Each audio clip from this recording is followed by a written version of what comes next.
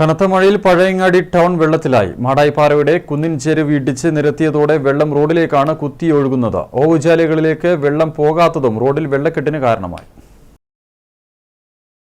ചൊവ്വാഴ്ച പെയ്ത ശക്തമായ മഴയിലാണ് പഴയങ്ങാടിയും വെള്ളത്തിലായത്. മാടായിപ്പാറയുടെ കുന്നിൻ ചെരുവ ഇടിച്ചു നിരത്തിയതോടെ പാറയിൽ നിന്നും വെള്ളം കുത്തിയൊഴുകി റോഡിലൂടെയാണ് ഒഴുകിപ്പോകുന്നത്.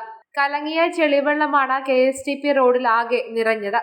ഒപ്പം വെള്ളം ഓവുചാലിലേക്ക് ഒഴുകിപ്പോകാത്തതും വെള്ളക്കെട്ട് രൂക്ഷമാവാൻ കാരണമായി. വാഹനയാത്രക്കാർ ഏറെ പ്രയാസപ്പെട്ടാണ് റോഡിലൂടെ കടന്നു പോകുന്നത്. കാൽനട യാത്രക്കാർക്ക് റോഡരികിലൂടെ നടന്നു പോകാൻ സാധിക്കാത്ത അവസ്ഥയുമായി. ഈ കാലവർഷത്തിന്റെ തുടക്കത്തിൽ തന്നെ ആദ്യ മഴ പെയ്ത ഉടനെ തന്നെ വലിയ വെള്ളപ്പൊക്കമാകുന്ന സ്ഥിതിയാണ് ഉണ്ടാവുന്നത്.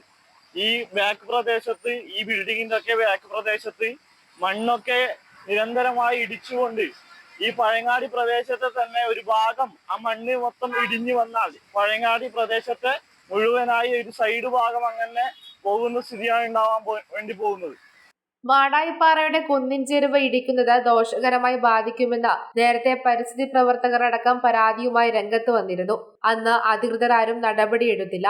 കാലവർഷം എത്തുന്നതിനു മുൻപ് ഓവുചാലുകൾ ശുചീകരിക്കണമെന്ന ആവശ്യവും കൃത്യമായി നടപ്പായില്ല.